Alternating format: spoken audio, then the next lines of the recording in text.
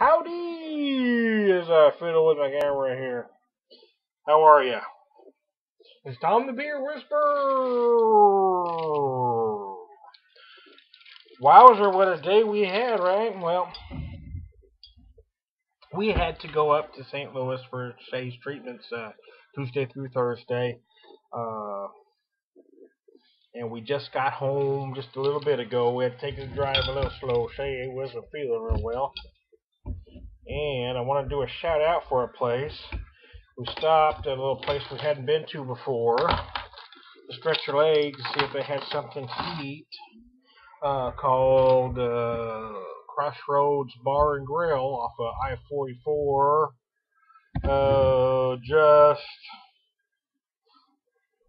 just west of Raleigh, I guess.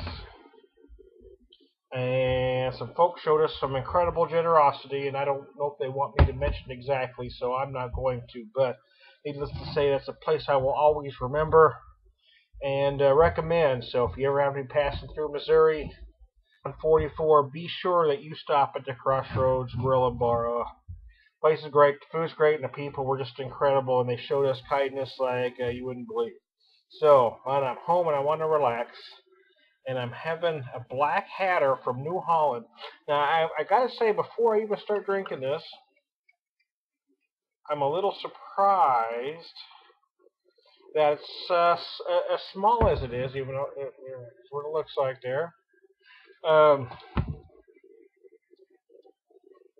I see on different beer groups, people going back and forth that they like the black IPA, they don't like the black IPA, they don't think it's legitimate style, blah blah blah blah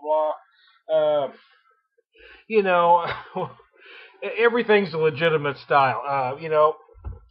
They make the beer, here it is. Maybe it shouldn't be called an IPA. It should be, maybe it should be a black hoppy, who knows. But you're taking that hoppy style, you're using darker roasted malt. This one says it's a blackened version of the Mad Hatter, brewed with black malt for a dark, roasty sweetness to the base of the flavor profile. Finishes with strong Centennial hop character.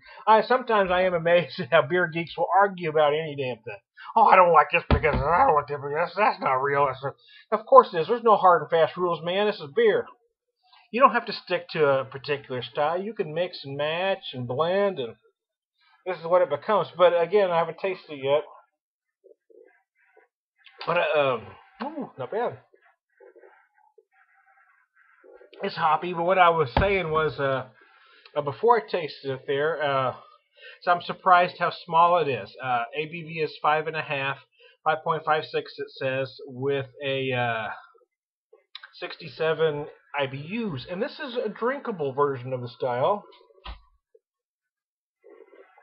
a sessionable version, if you will. I'm just not sure, for me anyway, if this should be a session beer. The very first black IPA I had was the Black Pearl, and it's a big, monstrous, howdy-do version of the style. I mean, it's I don't have my numbers handy, but it's over 9. I think it's 9.5. A lot of IBUs kicking, and it's just big and bold. It's not one you want to drink a lot of at a time because you're going to get hammered. But it's just incredibly tasty. The second one I had was the Stone Sublimely Self-Righteous. And the truth is, all the smaller, session versions of the style, Widmer's and everybody else's, and now this one, really pale in comparison. And the truth is, you can't compare them. It'd be like comparing an IPA to a double IPA. And those are actually double. But those were the first ones I had, so I'm drinking this thinking I want that big flavor, and I'm not getting it. I'm not getting it at all, man. It's just not there. I don't know what to do with myself. But I digress. It's not bad. It's the mouthfeel is almost disturbingly thin. I mean, there just doesn't seem to be a lot there, and I think that's my problem. I love the R.J. Rocker's Black Pearl and the Stone Sublimely Self-Righteous so much. They're so big and toothy and wonderfully flavorful. I think everything that says black IPA ought to have that. And this one just doesn't get there. especially for the price. Even though the price isn't bad at about 4.5, if I spend another $1.50 more, I'm right at the stone. So for me, it's a no-brainer. Will I buy this again? Probably not. I'm gonna, if I want the style, I'm gonna drop an extra $1.50 and drink one that just makes me feel happy all over. Oh, just to give me a little, yeah. Anyways, I ran over 5 minutes, so I'm gonna cut this one short. Well, I'm not cut it short because I'm over 5 minutes, but I'm gonna cut it. Give you a quick yes, Buddha. I'm glad I'm home, and I'll try to be back later.